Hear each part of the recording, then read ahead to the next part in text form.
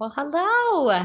Again, I'm Laura Khoury, and I'm talking with Allison Olson about.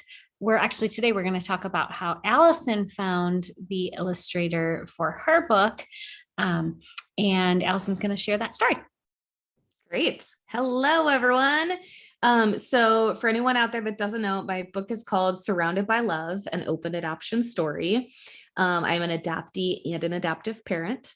Um, we already had a segment around like when did we write it? But I wrote the book kind of in the middle of the night in between feedings. When this could happen to most parents, but I don't know. I felt it very differently because I have one biological and our youngest is adopted. But there's something in like the long wait of adoption where I just sometimes just couldn't sleep. I would just sit there and just stare at her. I'd be like so happy that I just be so happy that she was with us and part of our family. And I would just watch her cute little chest go up and down as she would breathe and her little swaddle. Um, so anyways, and that's when I wrote the manuscript. So then, as some of you know, but just to catch anyone up that's new, Laura and I were talking. So we've known each other for over 25 years. We met in college, and we were just talking about this, and I told her like, hey, I've decided I'm going to write a children's book. And she's like, I've had this story in my head for so long. And so anyway, so we took a class together, and I want to give a little promo shout out here to April Cox's self-publishing Made Simple. Please Google it and go to her website. We will try to post her website in the comments. But that is how there's a lot of steps involved. So that's how Laura and I kind of figured out the process and all the things you need, learned about things like the Library of Congress and ISBN numbers, to a We library. learned a lot of things. Yes. We learned a lot of things. And so obviously as part of that, you need to find an illustrator. And she had provided a list, and I'd looked through the illustrators, and I don't know. I looked through all the portfolios, and they didn't feel like like what I was trying to convey. And mostly what I was looking for, I kept thinking about, obviously the main characters, which mine had people and an owl. And so with that, you would think that's not a big deal, right? So people and an owl, but a lot of illustrators focus on animals, or they focus on people, or they focus on backgrounds. So it is a little bit tougher to find people that are wanting and willing to do all those different types To of do characters. both. Yeah. Yeah. And especially as many like main characters as I had. I mean, you had a lot of characters too, with a lot of specificity. So similar thing, right? And so anyways, so I went through the process. And you know what? Maybe I'll show that on another one. Actually, some of the different samples I got, so people can see like the vast difference of what Wanda the Owl looked like from different illustrators.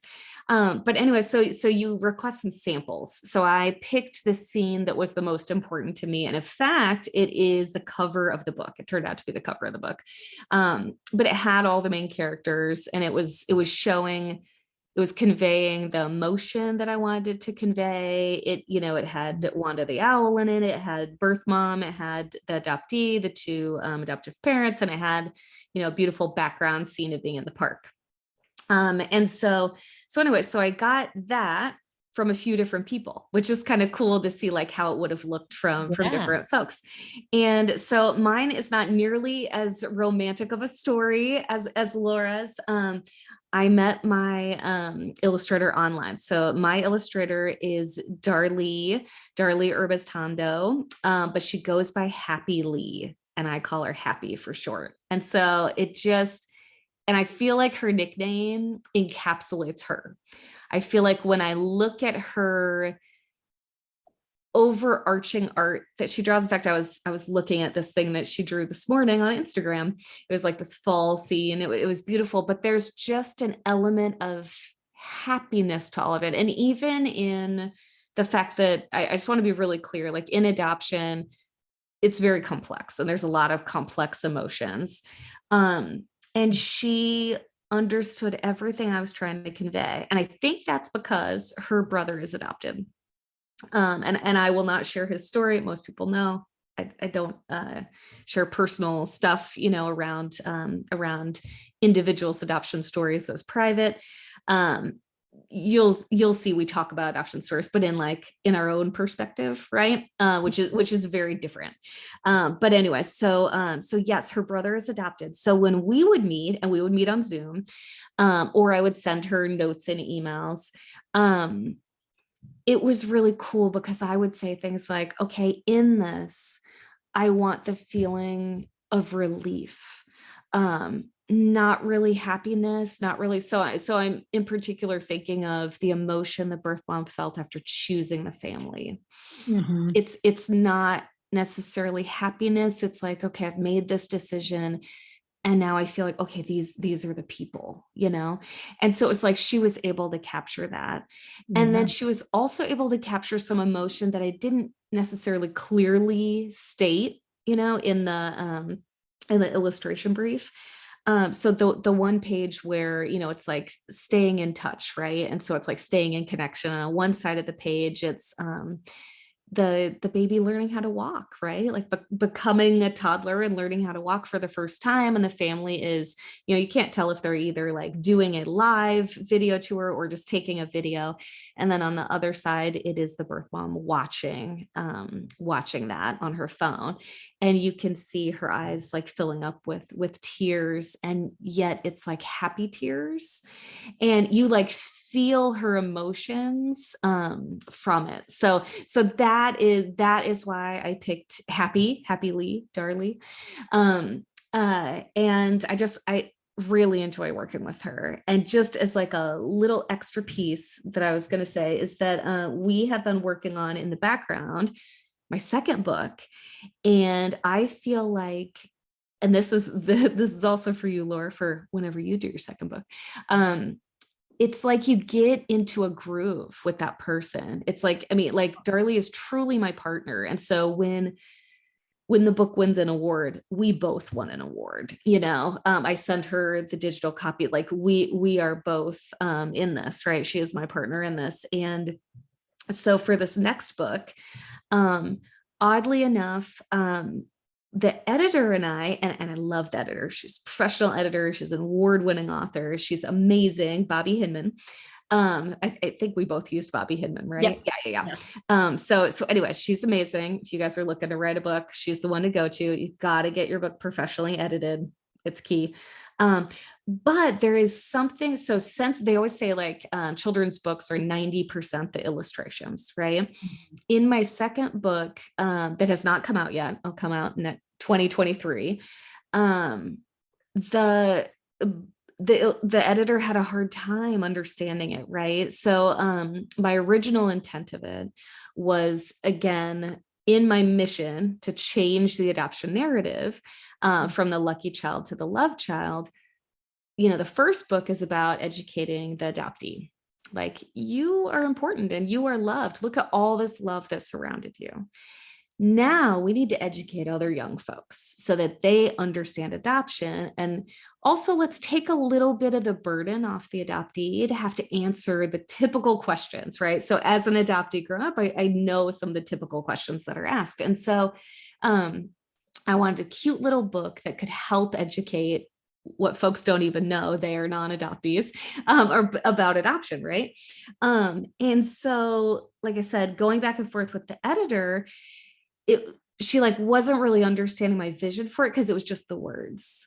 Yes. And because it was like the little boy was telling his family about what he learned that day about a friend. So it's like setting the seed of him telling the family, but then it like kind of backtracks into what happened that day. And that's tough to explain in words.